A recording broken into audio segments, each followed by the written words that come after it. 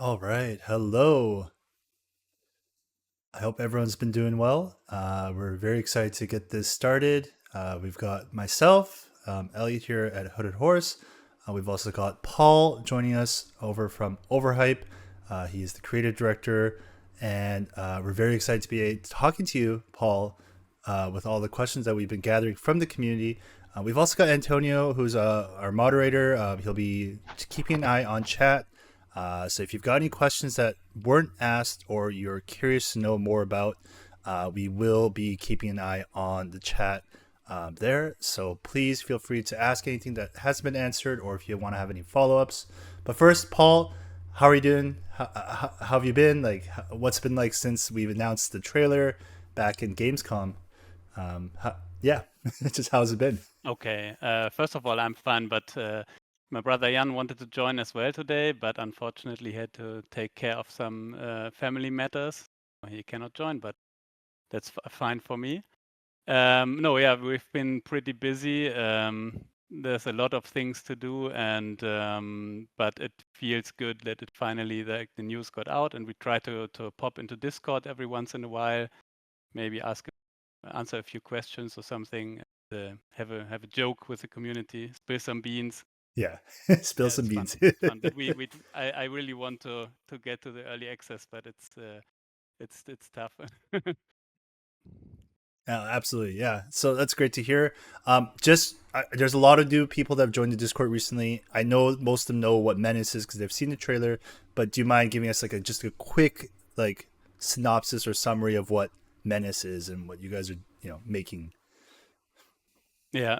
So Menace is basically a game about turn-based tactical combat, but the setting is set like in the future, in the space setting. So you are basically playing this cruiser of Marines, like Republican Marines, that end up in a enclosed frontier system, and you get there to basically reestablish connections with this system. But while you are there and basically on sheriff duty, and Mm-hmm. there's a new threat that arises with an unknown enemy, and everything gets out of and yeah, this is the basic setting. Like regarding the gameplay, it's layered, of course, like with a space map layer, with a operation layer where you plan out your operations, and then with the tactical combat layer, which is like the most important part of the game. Mm-hmm. That's All right. basically it in a very small nutshell. Perfect. Thank you so much.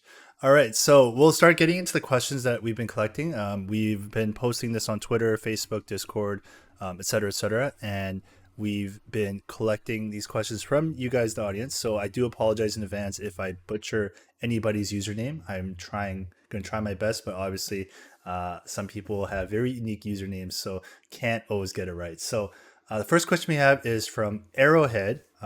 They asked, sorry, how will the overworld slash geoscape slash strategic layer be like in Menace? In broad terms, what will the player be able to do on it, and how? Okay, yeah, I will try to answer Yeah, that briefly because it's quite a big yeah. chunk of gameplay, like taking place on the space map. Um, just a little disclaimer for everything I'm going to say. It's still subject to Hmm. change because we're Hmm. still not even in early access, so Hmm. lots of things might change. Like if I go back 1 year, yeah, the game looks a lot different now than Yeah. what we originally planned, and this will Hmm. continue. And yeah, just as a disclaimer. So, but the basic gameplay loop would be that you are on board this Marine strike cruiser, then you will get distress calls or calls for support from local factions. You will have to decide, like these will come in form of operations, and you will have to decide what operation to take on. Then you go into the operation, prepare your troops and everything, fight the operation, which is a number of missions, consecutive missions. Then you go back to the space map, collect your loot and stuff like that, get your rewards, and so forth. Like on the space map itself, it's a little different than Battle Brothers because it's not like an actual ship like flying around and you have to wait and you have to run from space direwolves basically. but it's a little more abstract. So it's also turn-based, but each time you play an operation, you take on an operation, you start it, you finish it, and then like one turn on the space map is over basically. So, and with these turns, there are things that happen, like new operations will be generated. The main enemy of the game will take certain actions, etc., etc. Events will trigger, for example. You will have to take care of your crew, stuff like that. Yeah. Okay, and that's actually a perfect follow up Very from. basic. Yeah, that was great. I have a follow up actually from Jim Mios, who asked. So will the overworld be alive essentially? Because you said by turn, that means like the other entity or enemy or neutral factions will Mm. also like take action every time you do something. Is that the intention?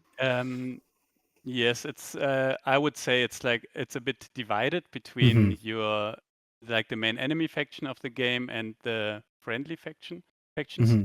because with the friendly factions you will interact in the form of operations, like or in requests they have for you, calls for assistance, and maybe other unforeseeable events that you will stumble upon, or operations that pop up on deserted planets, stuff like Mm-hmm. that, distress calls.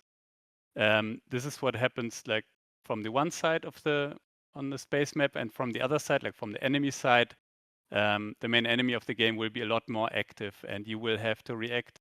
What like each time a turn passes, they will take actions, and then you have to decide how to counter that, and what are you going to do. For example, it's just a very simple example. Would you rather like take on an operation to get some more gear for your troops, or like Mm-hmm. find a new tank or something, or would you rather stop the advance of the enemy in on a certain planet in a certain sector? Yeah, so you will have to take the. Mm-hmm. So it sounds like there's going to be a bit of like immersion gameplay that will come.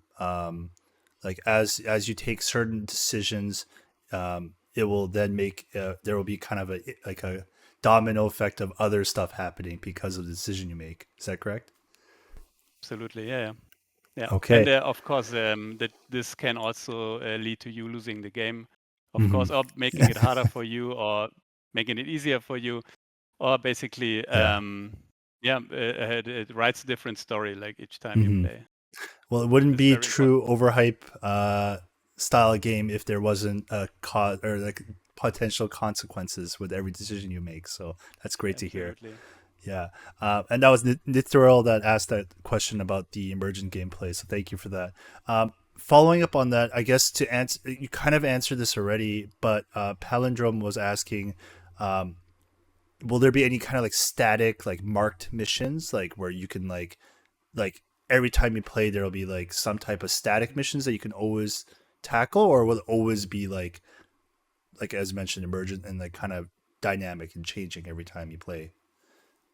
There are a few of them, so like similar to the new XCOM game, but Mm-hmm. we try to keep them in check. Like it's not dominated by Mm-hmm. written or scripted missions, but we have a few key points during the game where it's important to convey certain events, and but those will be clearly marked, so you can Mm-hmm. basically put them off on the side on the shelf for a while and then play them. So it's not they will not just pop up in your face and then okay, it advances to the next chapter. So, Mm-hmm. but there will be a few of them, but even those will be procedurally generated. So Mm-hmm. I think it's gonna be fun to play them like 10 times or 20 times, no matter what.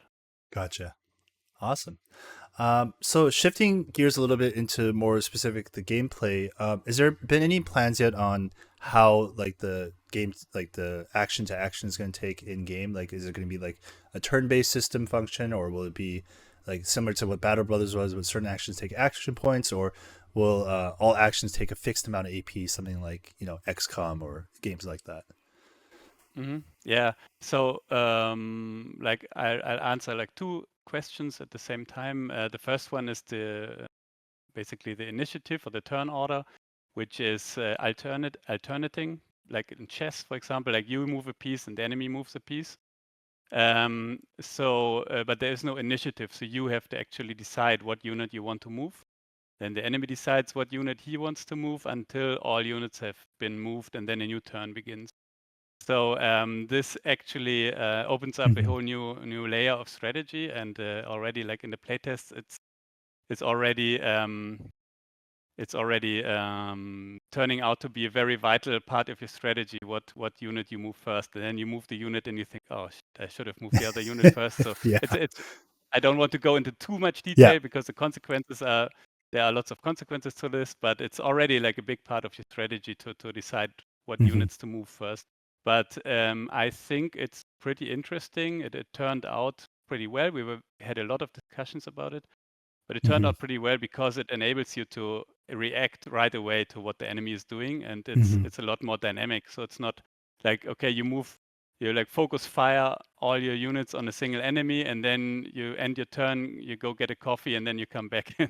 So it's more like you keep on playing and playing and playing, and you have to watch closely what the enemy is doing.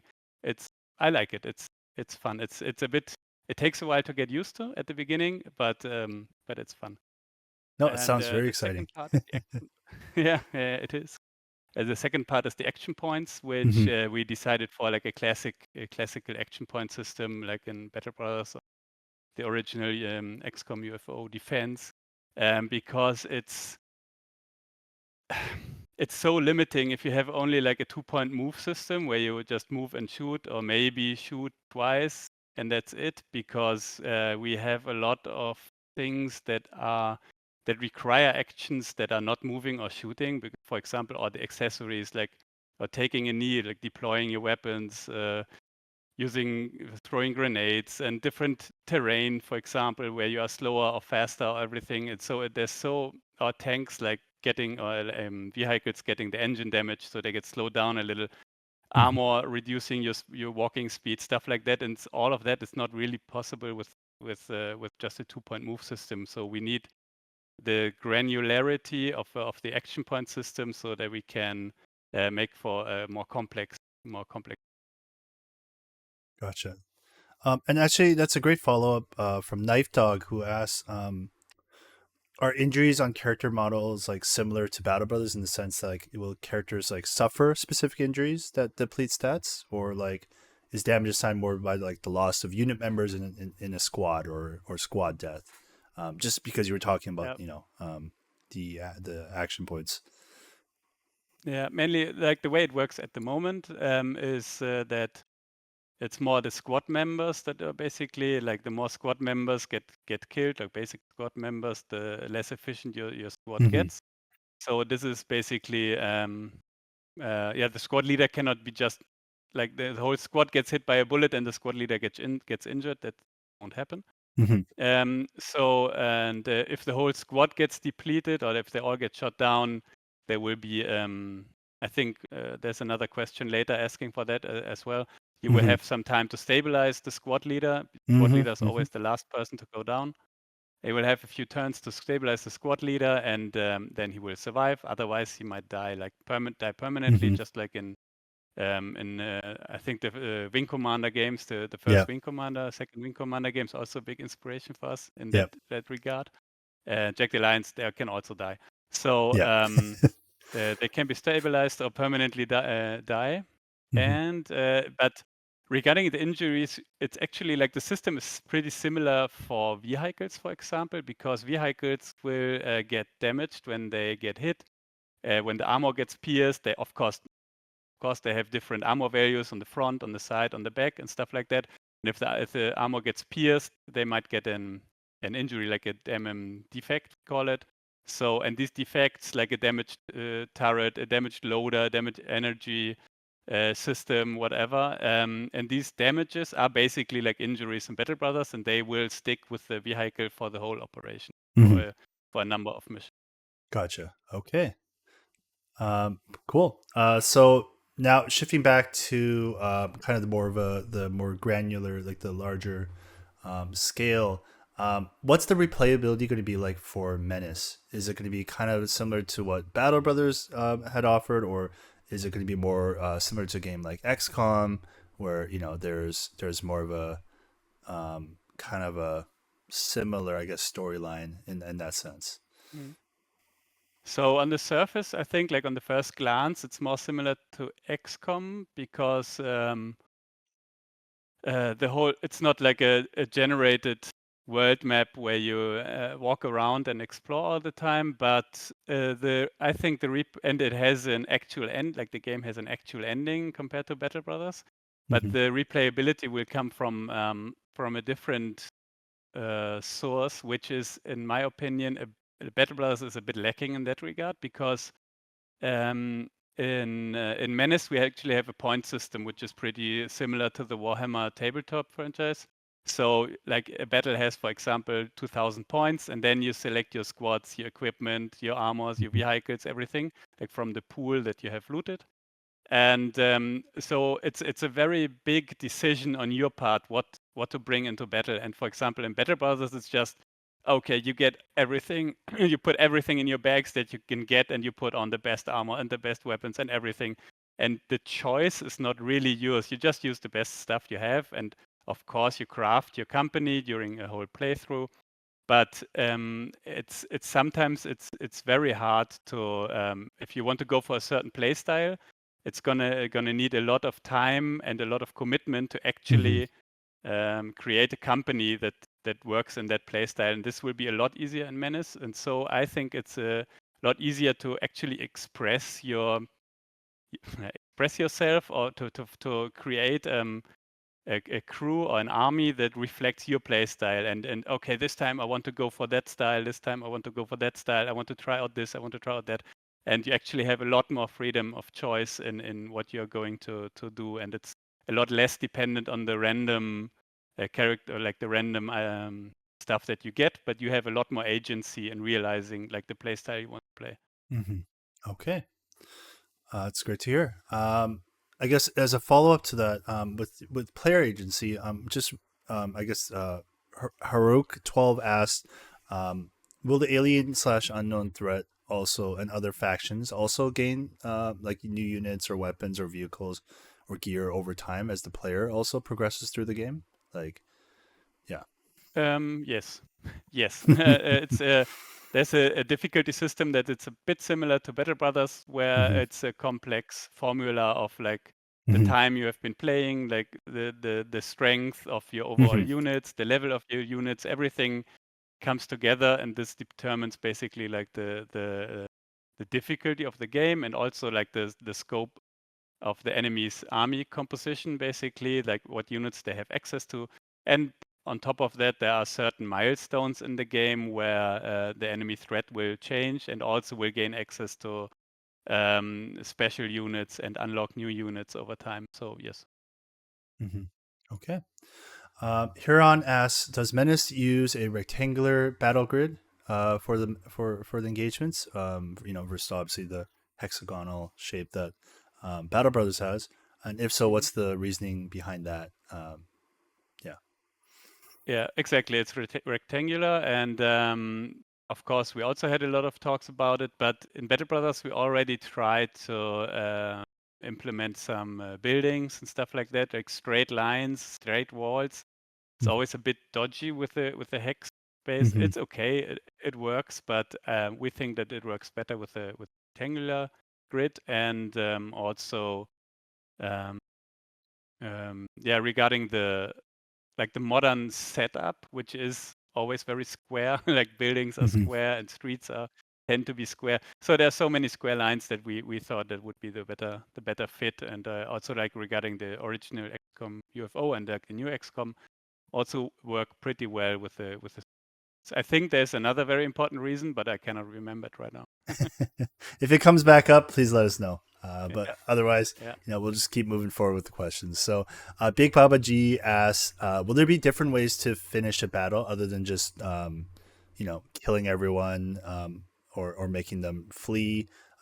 Could you make some kind of truce or do a rescue, or is there any other like kind of types of Mhm. ways to engage? I guess per engagement."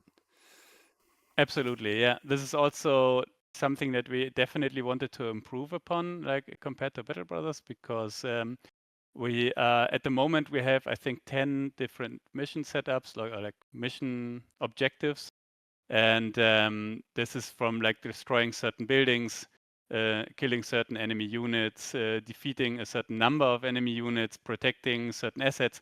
capturing assets, recovering assets, like basically everything you can imagine. And there, in this regard, we also took like a lot of inspiration from Warhammer 40k tabletop, where because regarding the mission setup zone, like the deployment zone is always different, like the size of the map is different depending on what type of mission you will be playing. So there's going to be a lot of different mission setups, and you have to choose your army depending on what your goal is. If you have to like basically blitz through the map to recover a certain object, then you have to take fast units. If you're just turtling up in the middle of the map and the enemy will come from all sides, you have to take different weapons, different units, maybe some explosives, mines to protect yourself. So there's a lot of different setups and a lot of different goals to win these maps. Almost never just kill everybody. Yeah. All right, great to know. And speaking of missions, do you guys have like a ballpark of how many missions like an average playthrough will kind of go through yet, or still work in progress, or? It's this pretty hard to say, but in like the operations, like it's so an operation. Maybe if some of the people here know better, brothers, an operation is basically a contract. It's comparable, but an Mm-hmm. operation consists of a number of missions. The number would be 3 to 5 missions, depending on the contract, on the operation. And of course, a longer operation is more difficult because your losses will not be replenished Mm-hmm. between missions, except for you take certain actions. But normally you will lose more and more and more people and assets from mission to mission. So a longer operation Mm-hmm. more difficult than shorter, but also yields greater rewards.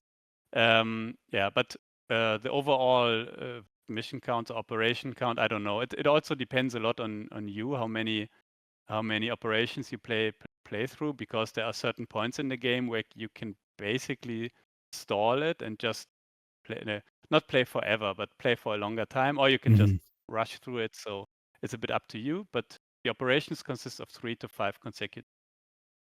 Gotcha. Okay. And shifting gears now to a little bit more of the customization part. So, Todd God Good Weather asks, what can we expect in Menace in terms of level of like customization? It's yeah. So regarding the squads, like I think in Battle Brothers you can already see that we are not big fans of classes, of skill classes. Like this is a sniper, this is an anti-tank guy. So basically the squads you have or the squad leaders are completely free in the choice of the equipment. It's not limited at all. The only limitation is there's a difference between pilots and squad leaders, and pilots can pilot vehicles, and squad leaders basically go into battle with the infantry squad. That's the only difference.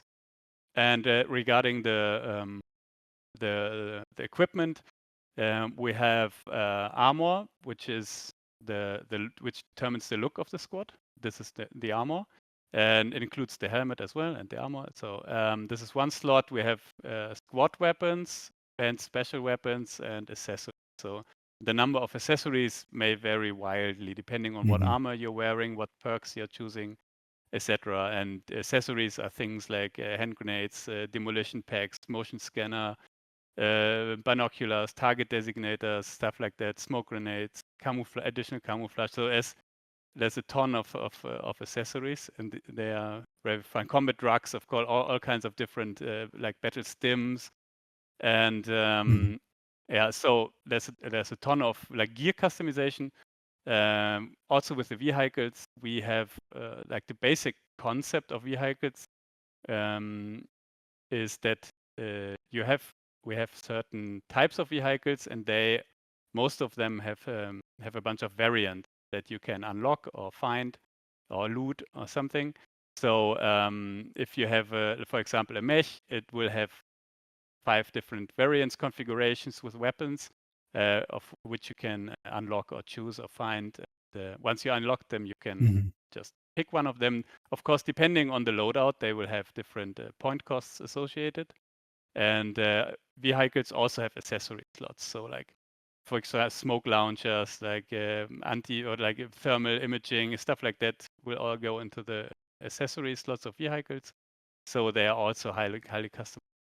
And one Gotcha. more thing, like that might be what interests a few people is like the visual customization, which is, as I mentioned before, like each vehicle variant will have its own look, and each squad will have the look will be determined by the armor it's wearing.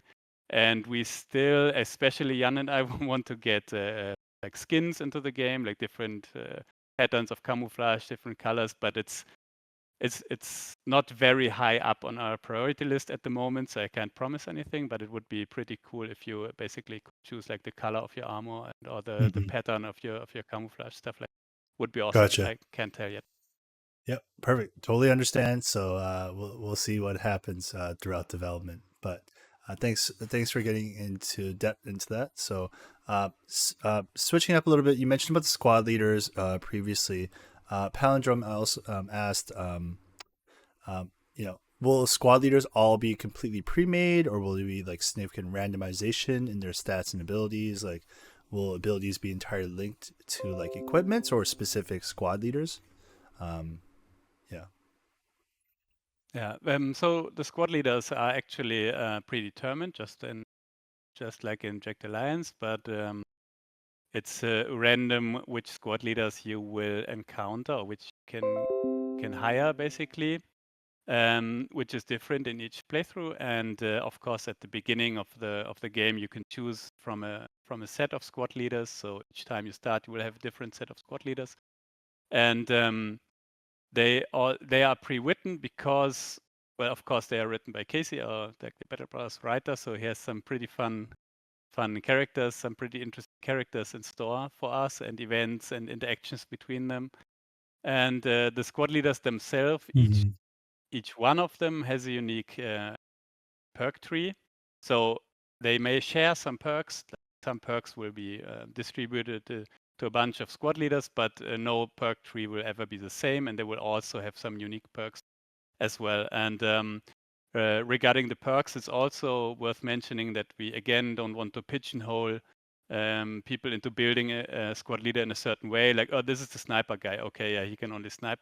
No, but we want each squad leader to be viable in a bunch of roles. So it's pretty free how you level them up, how you select your perks for the squad leaders. Yeah, but they are written, and of course we will add more over time. But I personally think there's like reading the Discord, there has been a lot of discussion about this. Like, oh, I want my randomly generated bros, and it's absolutely awesome. I totally agree. That's big fun in Battle Brothers to just hire randomly generated guys, and like one turns out to be a hero, and the next guy just dies on the next mission. But it's a bit, after a while, I think it's a bit like if you have the 100th melon maga or something for the 100th time, it gets stale after a while. And of course, they interact regarding on their backgrounds, etc., etc. But it's no real, like, there's no character development. There's no actual background for anybody. There's no dialogue, no special dialogue that anybody can have. So there's an infinite number of characters, but they are all very shallow, and it has its own gains. Like, the system has its merits.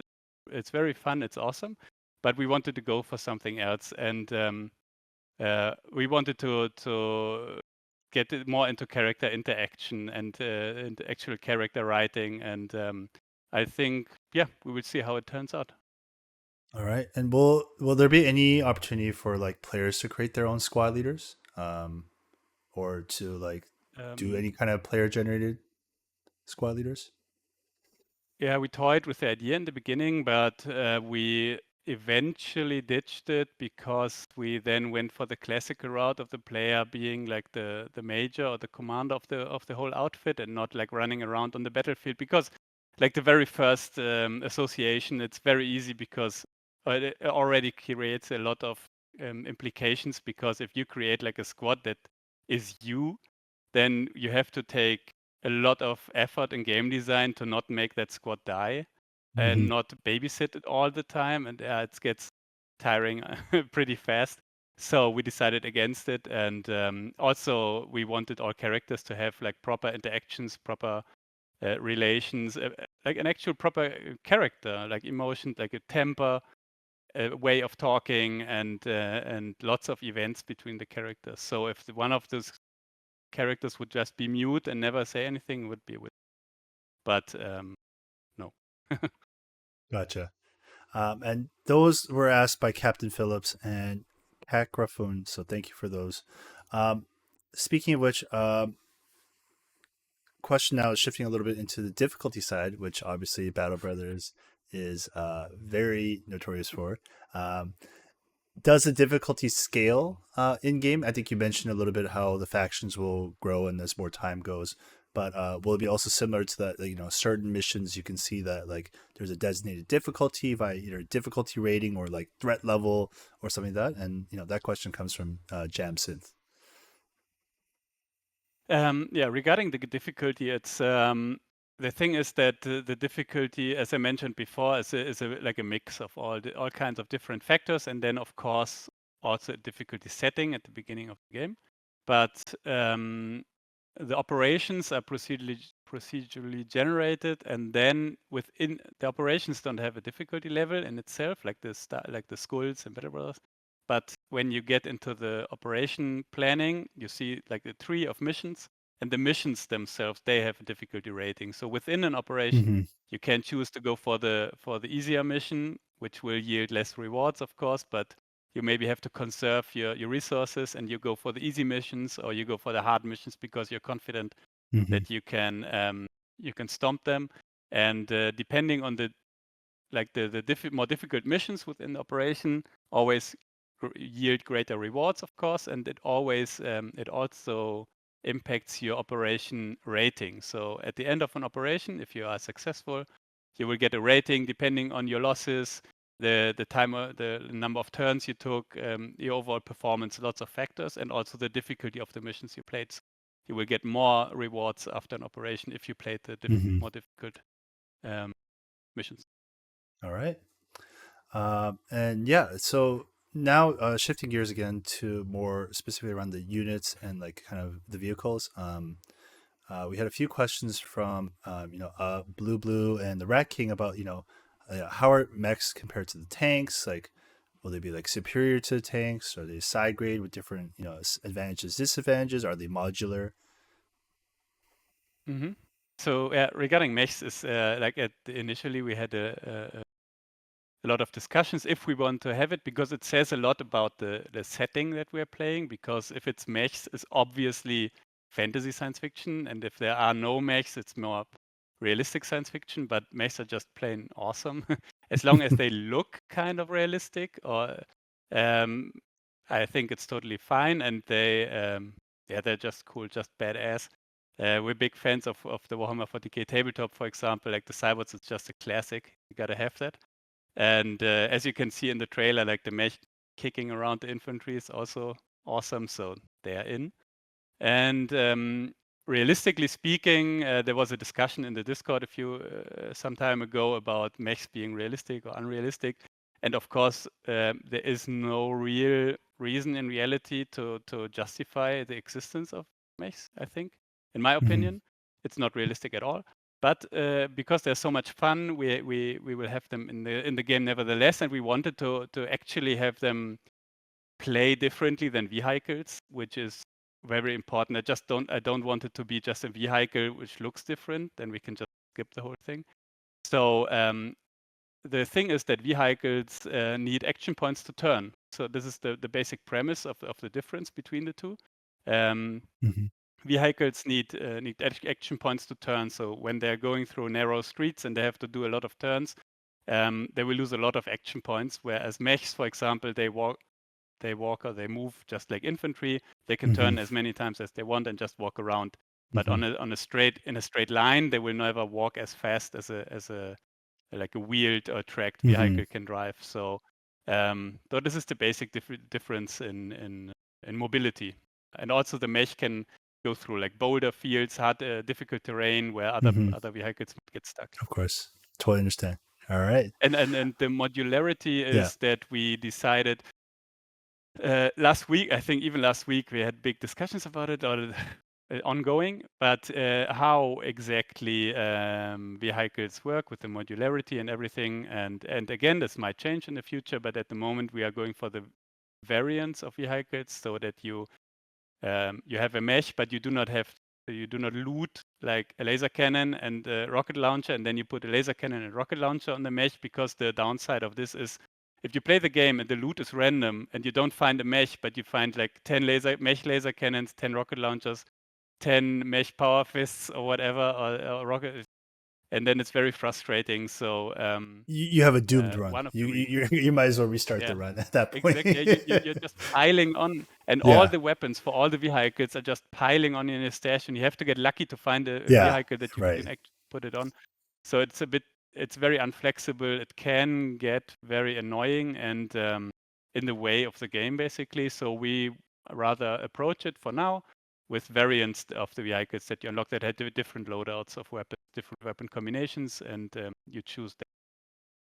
Gotcha. And is there going to be any airborne units in the game that you can control or pilot? Yeah, it's a mix.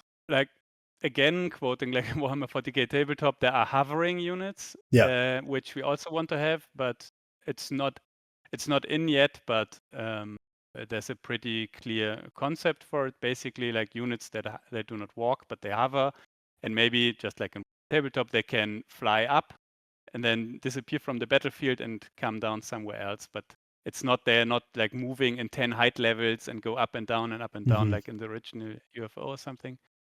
Yeah, more like hovering units that may like take a special action to fly to a different spot on the battlefield. Apart from that, you will get inserted by a dropship in each mission, or several dropships depending on your upgrades. And these will also be used to deliver like off-map abilities like gun runs, dropping bombs, even for medivac, for example, for stabilizing a squad leader that is like out in the open or something. You might get a medivac ability to get a dropship swoop in, pick him up, so stuff like that. So, but they will partake indirectly in the combat. It's not like a unit you actually control and you have to manually like elevate it and go down again and hover and fly, and yeah, no, a bit out of scope. Gotcha. All right. So looking at the trailer, this comes from Turek27. With units being in squads, are these types of squads, are they kind of like a fixed type of infantry where like one squad is like a basic infantry squad with a squad leader? Is it an anti-tank infantry squad? Are they all kind of equipped similarly, or can each squad member inside be customized? Yeah, this I more or less answered this before. So we are completely free in choosing the equipment of each squad, but yeah, with their perk tree, they kind of lean into a certain direction, more offensive or a little bit more sneaky or a little bit more anti-vehicles. But in general, it's going to be very flexible. So of course, the squad leaders have very different backgrounds. So there will as you go into the system, you take with you like a bunch of Marine squad leaders. But as the system is cut off from the outer world, basically, you cannot just hire new Marine squad leaders. So you have to do with get in the wayback. It's called the wayback system, and you will have to eventually hire like former pirates, former mercenaries, renegades. I don't know what else, like peoples with all kinds of backgrounds, and this also reflects in their character and also in their perk tree, and especially like in the interactions with each other, because there's going to be a lot of conflict between them, interesting interactions. Yeah. Gotcha.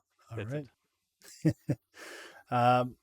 So speaking of the customization with squads and all, both Warmu and Arrowhead are Aramazon are asking, is there any plans to like add some personality or voice lines to any of the soldiers or captains, like, or will it be kind of similar to like, more the grunts and kind of the sound effects that we've expected from Battle Brothers?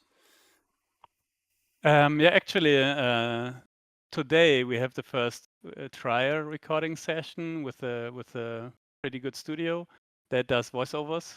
So yeah, we already started Okay. a trial run of casting some voice actors for the not for all dialogues in the game, because then it gets very hard to add new squad leaders, and it yeah, it's just out of scope for this game. but in combat, people will react to things that happen, and they will react differently to whom it happens or who does a certain action. And so these are called combat barks. So when they comment on something like within combat, like even in your when you're putting together your army, the squad leaders you have will comment on your army composition and give you some tips. And like these barks will be voiced by voice actors, but not like the whole like dialogue events where they really tell something about the backstory, stuff like that. You have to read through an actual paragraph or something. This will not be voiced, but everything that happens in combat, and that's like the short lines that they give you, this will be. And Gotcha. the enemies as well, they will also have Yeah. voice lines. Awesome. Wicked. Okay. So Arrowhead asks, will the player be able to get influence? Will the player be able to influence their total amount of supply over the course of the playthrough? Like, is there a system that kind of limits like the amount of supply you can bring into battle or deploy? And if so, like, is the player able to like expand that, or is it kind of just a fixed amount per deployment? And I think you mentioned Yeah, with points, there's so I think you kind of answered that one. But just exactly. yeah. Yeah. No, yeah, but the thing is that I mentioned before, like for example, like a mission being a 2,000 point mission, and then the enemy has 2,000 points, and you have 2,000 points, but there Mm-hmm. are ways to skew that in your Mm. favor. For example, like an operation consists of 3 to 5 missions, but after each successful mission, each successful mission will reward you with a strategic asset. So you're basically fighting over strategic assets on this planet. And each strategic asset will confer a bonus to you for the remainder of the operation. For example, giving you more supply points. This would be one of Gotcha. the possibilities, or giving you like an off-map ability of artillery support or something like that. The other way is through OCIs, which is a completely new system that we were a bit missing a bit in Battle Brothers, which is a permanent a pool of like a tool for permanent progression. Because here you can upgrade your ship, your strike cruiser, with a bunch of upgrades. There's, I think, 10 slots for upgrades in 3 categories, and you can put like sensor arrays or additional dropship bay, or like rockets that get shot down on the planet for basically artillery support and stuff like that. Medical bays, repair bays for your vehicles, and each upgrade, like each OCI upgrade, operational capability improvement. Each OCI upgrade can be installed multiple times. So this makes it a whole lot more complex, because you can decide on installing the same upgrade 3 or 4 times, or just have it once. And yeah, there will be upgrades that improve increase your supply limit for mission. So, but this OCI system, like upgrading your strike cruiser permanently, Mm-hmm. this is something that that it's going to be pretty awesome, because it will take a lot. It will define your playstyle a lot, and it will be very different from player to player. And it's pretty deep. It's pretty there's a lot of choices to be made. Awesome. And I think you really touched on this. So like, just gonna say it for the sake of posterity's sake, but Hammerstein asked, one of the major motivations in Battle Brothers is the fact that you have individualistic and different brothers that have different background stories, stat rolls, camp events. You kind of really answer that, but just to put the hammer on the nail, as definitive as we can be, Menace Menace going to deliver a similar experience, and with the squad leaders, the different OCIs, the different ways to Mm. skew stuff, it sounds very much like a yes, but let's not Yeah, me put the answer in your yeah, mouth. yeah, absolutely. So yeah, Battle Brothers had the big advantage of randomly generating characters, but I Mm-hmm. think in Menace the advantage is that the characters are very flexible, like the way Mm-hmm. you select their perks. And this even gets multiplied by the OCI system, where you get like passive upgrades for your playstyle, or like for your game. No, even active upgrades. But where you can like basically craft your play, like even double down on your playstyle or enforce your playstyle with the OCI upgrades. And then the third thing is like the army selection, where you put together your army. So there are three 3 different systems where you actually are in the driver's seat and you take the choice like how you want to play it. So yeah, there's lots of flexibility, and I'm really curious with what people will come up with, because regarding the OCI system, I'm 100% sure that people will break it. They find an exploit, like a Yeah. combination of OCIs that will completely break the game. They did it in Battle Bros, and I think they do it again. But yeah, really looking forward to that. We encourage this. We want people to find the unique combinations that are game break, because Yeah, that gives us also entertainment exactly. to see how people can combine stuff to break things, right? So we do highly Absolutely. encourage This that. extremely important for me personally, is that we do not like offer like we come up with a riddle, and then we also think of the solution, but we come up with a situation and we give the player the tool, like a toolbox, and then they come up with a solution. Like it's not predetermined solutions by us, but the player have to like they have a big toolbox and they have to come up with something. Like yeah, like defeating goblins, for example, in Battle Brothers, where at the beginning everybody was freaking out, and then after a while everybody was not everybody, but a lot of people said, they're easy. You just have to do this and that. So yeah, I'm really looking forward to being surprised by the ingenuity of the players. Mm-hmm. All right. And that was also that question was coming from Let's Get Acid, so just wanted to acknowledge that, because I do see you are listening on the chat. So thank you for submitting those questions. Now this is going to be this is pulling back to just more of the broader sense for the game, but um, you know, just nerd asks, is there plans for mod support similar to what Battle Brothers has? Is there any plans for that for Menace? So at the moment we are completely focusing on the base game. But as it's in like the whole game is created in Unity, so and Battle Brothers is our own engine, so um, it will be a lot easier to mod right away, I think, because like Unity is very There's a lot of resources. There's a lot of right. experience Yeah, people have with Unity compared to um, exactly. your Yeah, own engine. it's very versatile. It's flexible. It runs on all kinds of systems, Hmm. and yeah, it's something that we want to support more, but right now it's not the main focus. The same, but similar is not similar regarding translations. There definitely be translations this time. So we're already planning for that. So not only English, there will be a bunch of language. Yep, and that's what we're also here to help support. That's what we're here at Hooded Horse to help with localization efforts. So we're very excited to bring this out to more people as much as we can. Um, Question that was asked by Warmo as well was: is Breakdown Epiphanies going to be back to do any of the soundtrack work for Menace? No, it's highly unlikely this time, because it's yeah, it worked perfectly for Better Brothers, but right now a lot of time has passed, and yeah, it's not that easy to keep up. They're not full-time musicians like professionally, and we have been looking for a new style for quite a while, which is very difficult. I think we found someone now, but it's not 100%. Like it's 90% only. We will.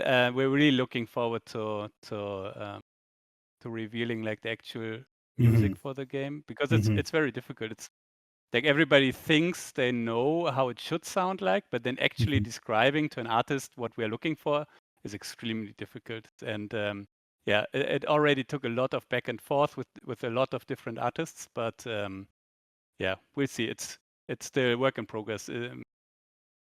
That's all I can say at the. Yep, totally understand. Um, will the game be Steam Deck enabled? Shama the Young asks. That's a very good question. I don't know why it shouldn't, because we are all also going to like it's always PC first, of course, Mm-hmm. and but we are also Battle Brothers was ported to Switch, I think 2 years after release or so, or 3, which will definitely happen faster this time. We will port it to a bunch of platforms, but Mm-hmm. I don't know why it shouldn't work on Steam Deck. So I guess yes. I have no idea about the technical aspects of game development, so I'm just cautiously Well, yes. I can answer like we're on Yeah. Hooded Horse side. We'll always explore and try to support. So obviously, our best interest is to make sure that the game is available as many platforms as possible that we're supporting. So we will obviously have that as part of our support to look into. I'm not going to give strong answers because it's still in early development, so I don't want to I don't want to lock us in with any answers, but it's something that we at Hooded Horse do look into per title that we launch. So yeah, to go in line with you but to support you, but without giving a strong definitive answer. Hayes asked if Casey is back to doing writing on for Menace. I just saw in the pop question. Paul did answer that yes, Casey is back writing some stuff for Menace. Absolutely. Absolutely. We even doubled down because for Battle Brothers he was only working as a freelancer, and now we actually hired him, and he moved to Germany and is sitting in the office with us. So there's a lot of nice Casey writing coming at you, like a lot more even than in Battle Brothers. Awesome. And it's a completely new IP, which is as a tip for all fellow game developers out there, which is absolutely difficult to do, like developing a new IP. And we also noticed like the difficulties in and the difference in difficulty in the setting, because in a medieval setting, so much stuff is already given, because okay, there's chainmail, there's long swords, there's two-handed swords, whatever. Yeah, leather armor. Okay, just paint the leather armor. But if you're coming up with a completely new setting and a futuristic setting, you basically start at zero, and you have to discuss everything. Like, yeah, okay, space pirates. Yeah, are there space Is pirates? that I a don't know. thing? Is How do that they is look? that a What thing? weapons do they use? What You have to color are come up laser with beams? Like everything. it does. Exactly. Yeah. Are there laser beams? Yeah. Are there laser Yeah. beams? So, Exactly. Right. Like. yeah. And this also extends into the lore, which Casey had to work hard on. Like we tried a lot of different approaches, and he's done a lot of exploring, and we had a lot of discussions. But it's going to be very interesting because it's new. It's all new. Yeah. Awesome. I just got now a couple of fun questions to ask before we wrap it up with a couple more of the more serious ones that we can do to end the call, end the Q&A session. So first off, is there going to be a legless mode in the options for players to toggle and play? Not really, but I think you can, if you are lucky, you can shoot off the legs of people There we without a go. cannon or something. It may happen.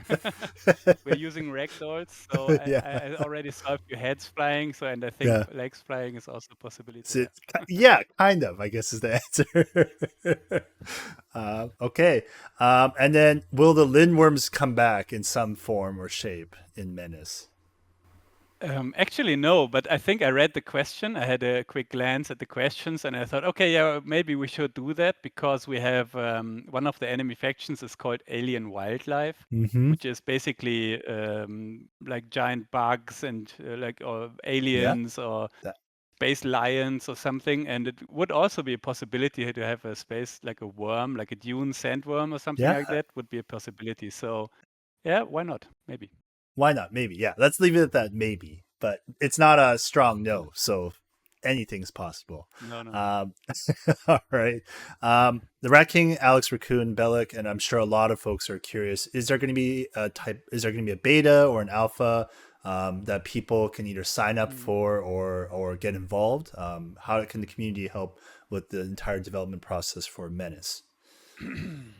I think that gets more concrete once we start with the developer blocks, because the thing is, we haven't started yet, not because we don't have anything to say, but because we think the early access release is still a bit too far off. And the thing is that once we started with the developer blocks, like on Fridays or like every other Friday or something, that we don't want to stop, like we don't want to run out of gas before the early access launch. And so we want to start it and then go through with it until the launch, and then even continue with it. And during this time with the blocks, we will figure out how exactly we will go about the first alpha testings or whatever, or test groups. But I cannot tell yet. All Time will right. tell. All right. Yeah, it's Well, yeah. that We is are just all. as Yeah. impatient as you guys. Yeah. No, Yeah. totally. I understand. I also understand. I'm also very eager on this side too. So I'm very excited for the game and the project, obviously. So, yeah. So that's the actual questions that we've collected throughout the past week. You know, is there is there anything else you'd like to say before we kind of wrap things up here, and kind of call it for there? And then, as mentioned, we are going to be we have this VOD recorded. Fingers crossed, there's been no issues or audio issues with it. So, um, I did Mhm. test it before, but I'm just any live setting, you Yeah. just never know. So I will check it right away after this and let the chat know if it made it through. And then, like I said, we'll get it uploaded onto the Overhype channels, probably over the weekend Yeah. sometime, if not by Monday next week.